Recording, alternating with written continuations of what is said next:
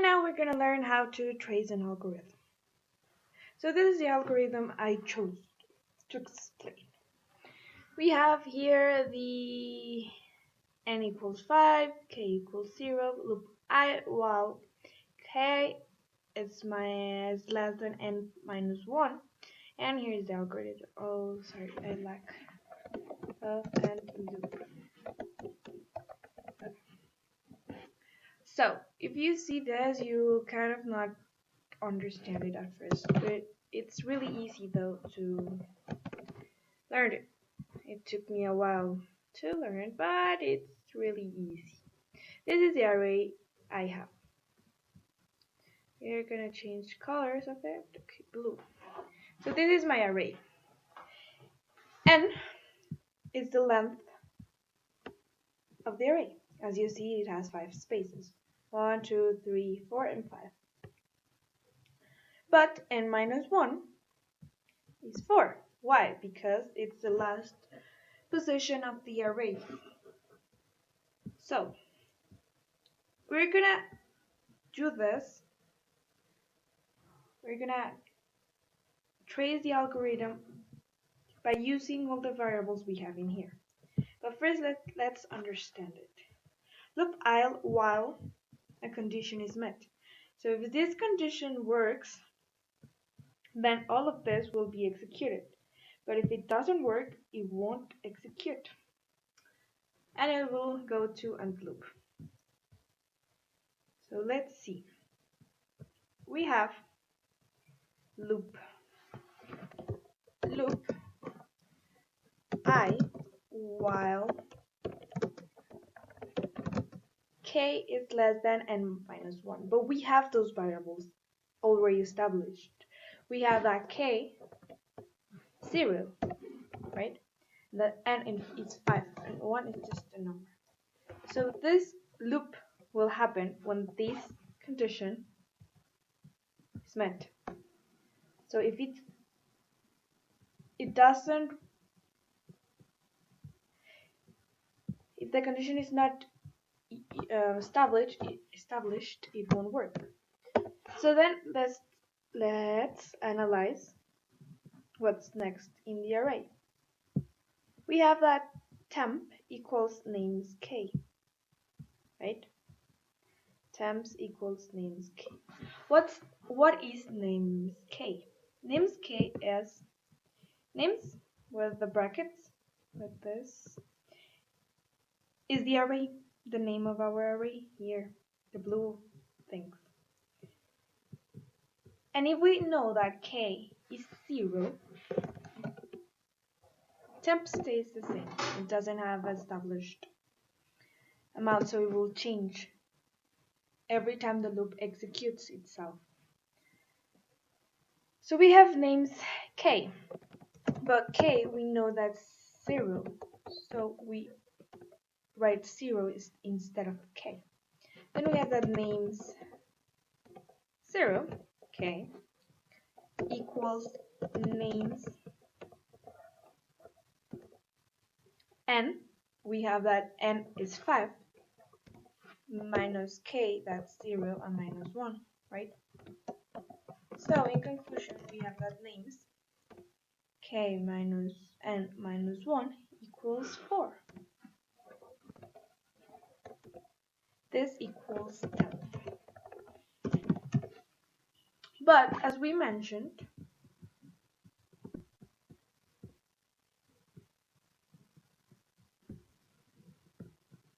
the number that is in brackets next to names is the position number of the values that it has itself, that I highlighted, the names.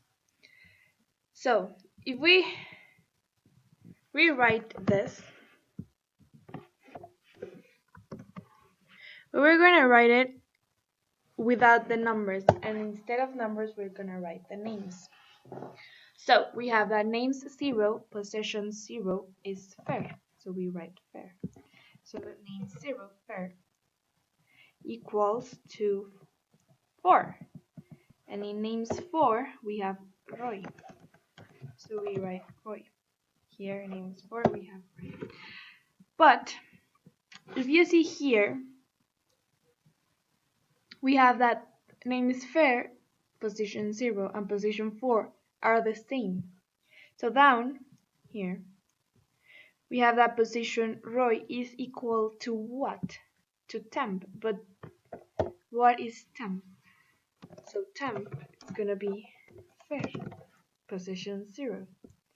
So with this,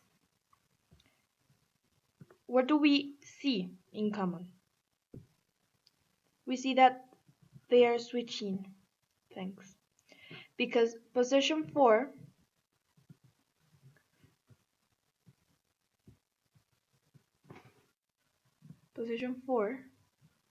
is the same as position 0. So what will happen is that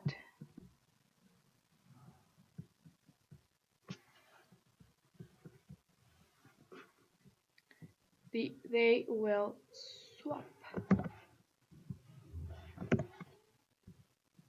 So if position 0 is equal to position 4, then we have Roy at position 3, right? This line executes like that. So if position 0, so fair, equals Roy, then the name of Roy will go to 0. But if position 4 equals position 0, then fair will go to position 4. And what happens here is that these names swap.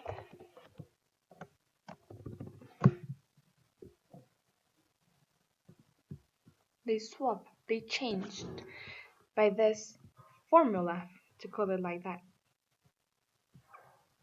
So let's continue.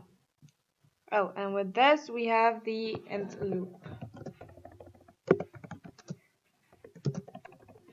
Perfect. But what will happen in this case is that it won't execute more because K will always be 0.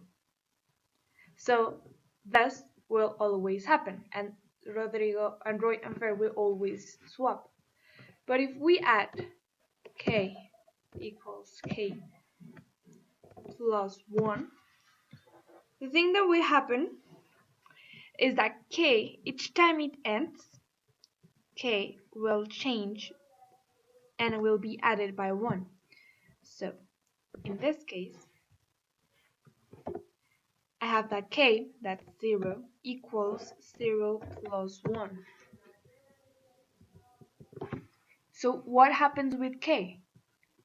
That the next time, this is K first time,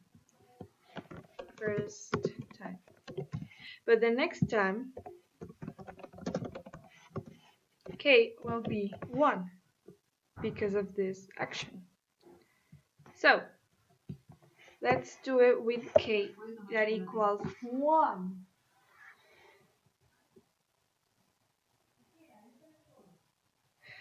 So we're gonna write all over again this.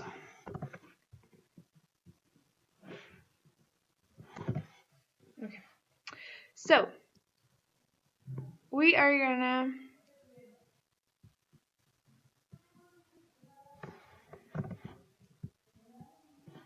execute it here. We're gonna have that K 1 is and minus 1. It won't change because and it will always be 5, or the length of the array. We have temp that equals 1, right? Because K right now is 1. So we have 1 and n minus K is 1, so the formula will be like this.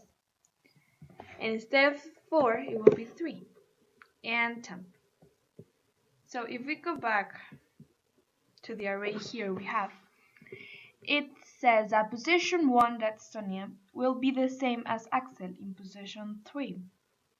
So we're just gonna change this, that position 1, Sonia, will be the same as Axel, and that Axel will be the same as Sonia,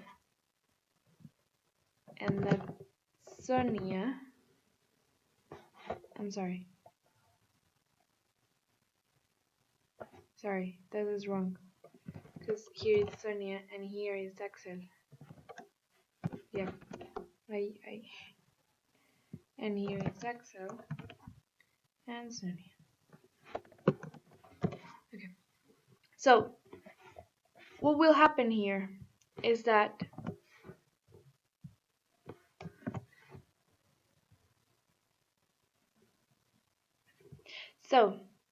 Sonia is the same as Axel in position 3. Sonia. But later on, Axel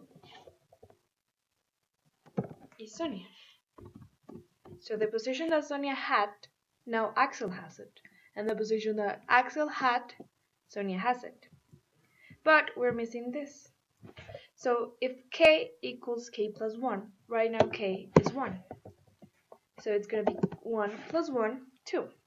So k will, the third time, be third time k equals 3. So that's a way that you're going to keep track of the algorithm. You need to do it by order and always following the instructions they give you. All the time they will give you variables that you're gonna put them in the algorithm so it will work and it will make sense whenever you're doing it step by step, because if you just do it by memory you're gonna get really confused about it. So that's it. Thank you for watching.